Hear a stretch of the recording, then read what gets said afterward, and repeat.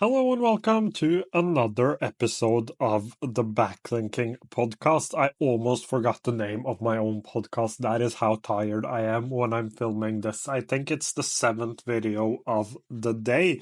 And today we are talking about something that doesn't have to do with productivity applications, but I think it has something to do with people that use productivity applications, me included, and that is something that is called burnout, which I know a lot of people are familiar with because I've experienced it. I know that a lot of other people have experienced it, and I think it is more usual in like the PKM and the productivity community because a lot of us have one goal in mind, especially those of us who have productivity as our hobby.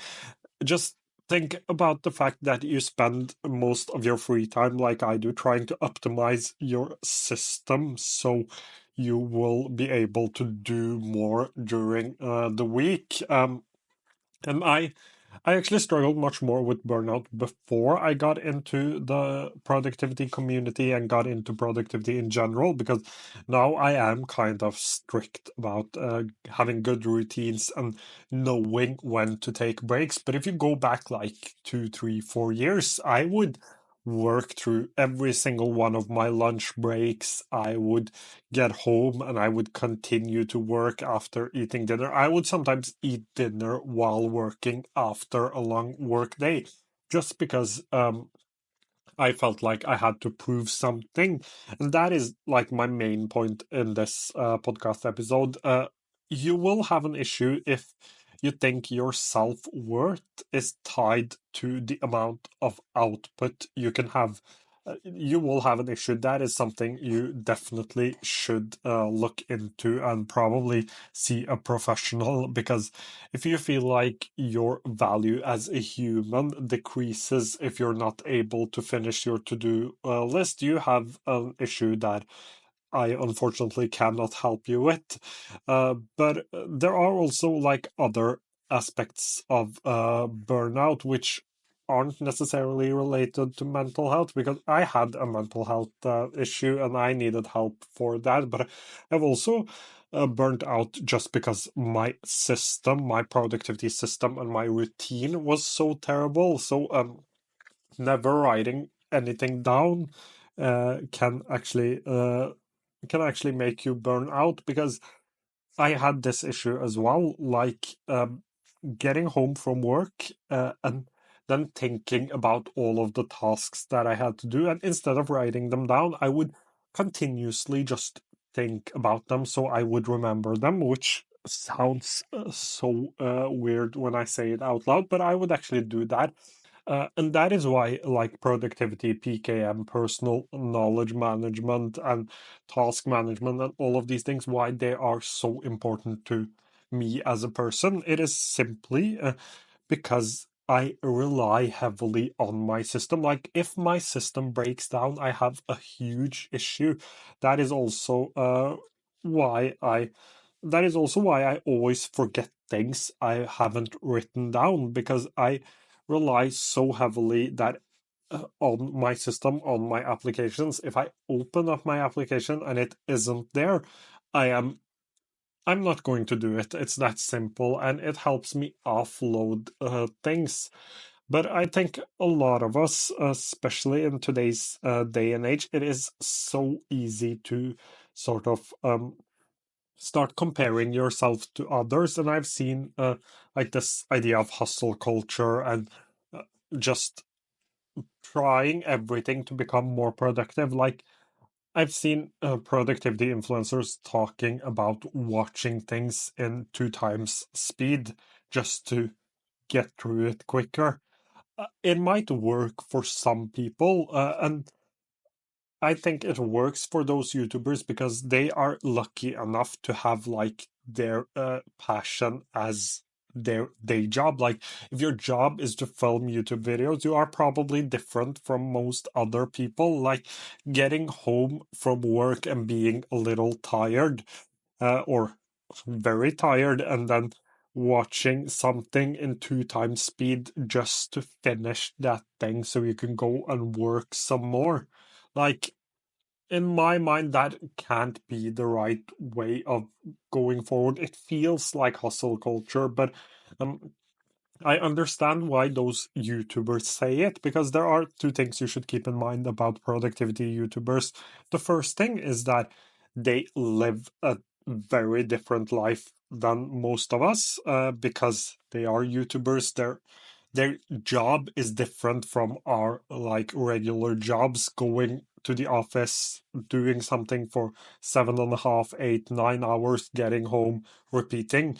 That isn't their life. That is the first thing you should keep in mind. The second thing is that how they optimize their life is tailored towards their goals and the things they want to do. So let me give you another example. Like, if you want to be a professional footballer, if you want to play for Manchester United, Chelsea, great football teams. I'm not so sure about Manchester United for the moment, but just bear with me. If you wanted to become a professional footballer, a professional basketball player, you would probably have to make sacrifices. And one of those sacrifices might be like not sitting down and watching a series after school or after you get home or whenever it is, or even watching it in 2 times speed.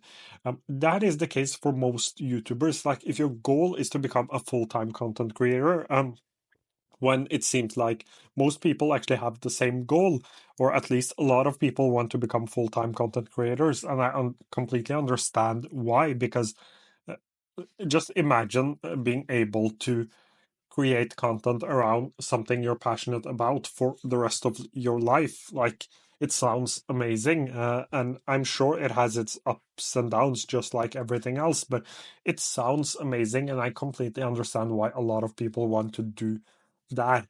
Uh, but in order to do that, you have to make sacrifices. And when these like productivity YouTubers give advice based on their own life, which is something most of us can't really relate to because we're not full time content creators. Like, we have to go to our day job every single day and then come home. And maybe, like in my case, maybe I can watch a YouTube video and then I will have to go back and film more content. But most of us are in a totally different place than these YouTubers, and they will always live a different life. However, if you have like really big goals, you will probably need to make sacrifices. And if that leads to burnout over and over, you might either have to change the way you live your life, or you might have to change your goals. Like, I would really want to become a professional football player, but I can't dribble if my life depended on it. I couldn't play a good game if my life depended on it. I couldn't hit a penalty if my life depended on it. Like, it isn't for everyone. The same goes for many of the other goals, and I'm not trying to drag you down. I think I'm a big believer in like giving your goals and dreams a chance. But if your goals end up going, if your goals end up making your mental health worse and even leading to burnout, then you should probably consider something else. In my mind, there is no goal in the world more important than my mental health. Why am I trying to reach a goal? Why, in my case, why do I want to be a content creator full time? Why is that my big dream? Well, it's because I enjoy doing it, and um, it gives me a lot of energy. Like, I prefer doing this. I prefer sitting down, talking to a camera, or writing rather than watching a movie. Like, that doesn't mean that I'm not going to watch a movie ever. I'm actually going to the cinema to watch the new Lion King's movie in an hour. So I will do that. But if I could choose, like in Christmas break, I promised myself that I wouldn't work, because I know that even though I find it really fun, it can still lead to burnout if I do it too much, especially because uh, content creation relies on other people looking and liking what they see, which isn't always easy to handle, but that is for another video. Um, but in the Christmas break, I promised myself not to work, but I only had my Mac with me. And whenever I had some time, I didn't want to watch a movie. I didn't want to watch a series. I would watch sports. That is something I prioritize highly, like watching Formula One, watching Premier League, watching the NBA. That is something that is non-negotiables for me. And I think that is really important to have these non-negotiables to help you prevent burnout, but I will watch every single Brooklyn Nets game. I will watch every single Manchester United game, and I will try to watch every single Formula One race. But that isn't always possible, simply because it crashes with some of the Manchester United games, and I tend to get spoilers on Formula One a lot more than I get on NBA or on the Premier League. But the point is that I have these non-negotiables to help me relax, and it has worked great for me. I think that is something everyone should have, no matter who they are, that they have these non-negotiables. I think those are really, really important. And in general, I don't think that I have like the answer to how to avoid burnout. I don't think that it is that easy. If I had, I would probably share it with you, but at least in my case, having good routines, self care like journaling, these non negotiables, all of these things, they have helped me come to a place where I can avoid burnout a lot more.